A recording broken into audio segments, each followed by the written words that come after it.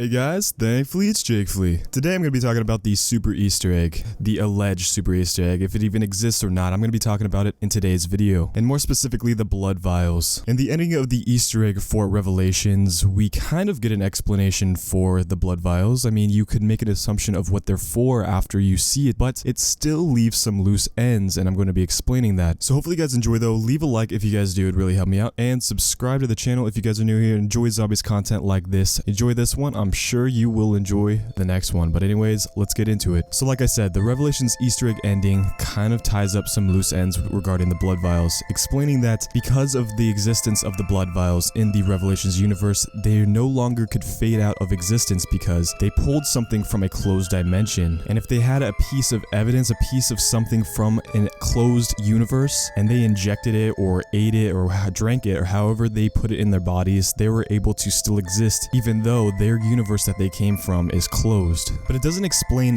why the blood from Alcatraz is what saved them. And I gotta give credit to Mr. Waffle Waffles. He also brought this up, is why couldn't they bring anything else from a different closed dimension and it still exists? Why does it have to be blood vials? And more importantly, why is it blood vials from Alcatraz prison? And so that's where this video and this topic is coming up from. The blood vials could potentially give us an idea of what this super Easter egg could consist of, or a second Easter egg ending. Think about the Mob of the Dead crew, and we don't know exactly when in point of time Richtofen traveled to Mob of the Dead to retrieve the blood, but if we were to assume that Richtofen went into that dimension after the fact, that where our characters in Mob of the Dead were stuck in an endless time loop where they were either continued in the cycle or they could break the cycle, if we assume that Richtofen went into that timeline of when that already happened, when they're in this endless time loop, we can make a few assumptions. And just to recap, our Mob of the Dead crew were stuck in an endless time loop where if the characters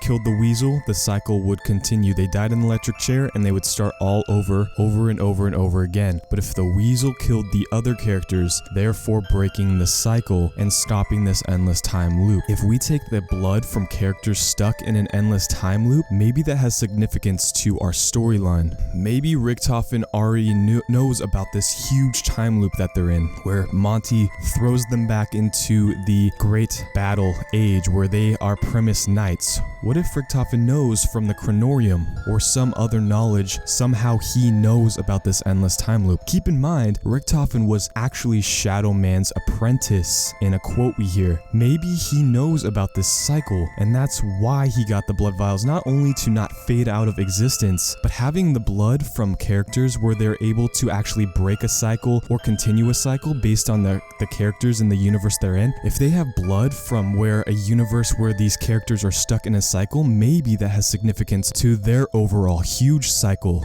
Maybe Richtofen knew that these characters that they took the blood from were in a cycle, and therefore using their blood could somehow affect the cycle that Richtofen and the characters are in, this huge cycle. Maybe the blood can actually help them break the cycle.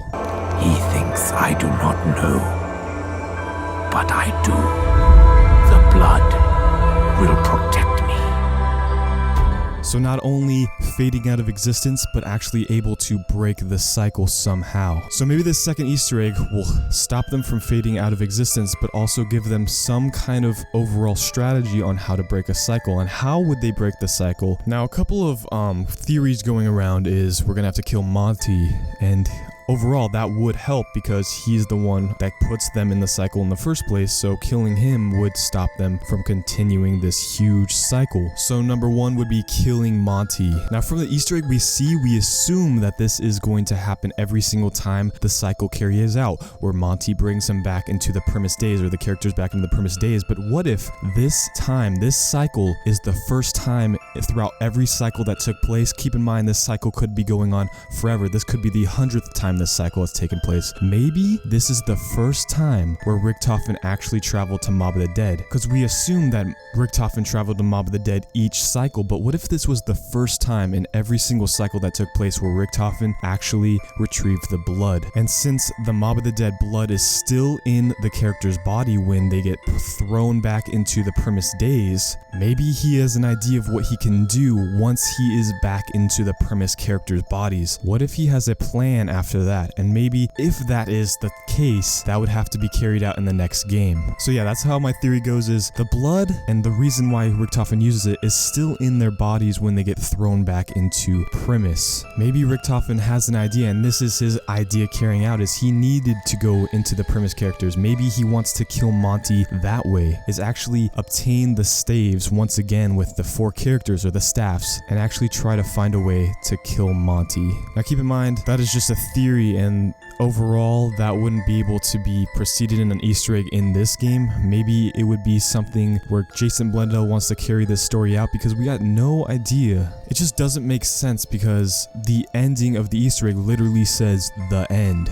And if that's how Jason wanted to end the story, I'm kind of disappointed overall, because not only does it not explain a lot, we just found out this whole zombie storyline is just a cycle that's been going on for maybe eternity. And I don't know about you, but that's not an ending I would want to see. But anyways, that's where my theory resides, is the idea that Richtofen selected characters that were actually stuck in an endless time loop themselves, and that's what made him most likely want to grab and retrieve their blood in specific. Why would they not want to get blood from anyone else that were a dimension was closed? Why does it have to be characters that we literally saw were stuck in an endless time loop? And this is just a foundational theory. I'm probably going to have branches off of this theory in the future, but this is for right now giving a general idea of what I'm thinking about. Maybe you guys could come up with your own ideas as well. But anyways, hopefully you guys enjoyed though. Leave a like if you guys did, and subscribe if you guys are new. I'll talk to you guys in the next one. Goodbye.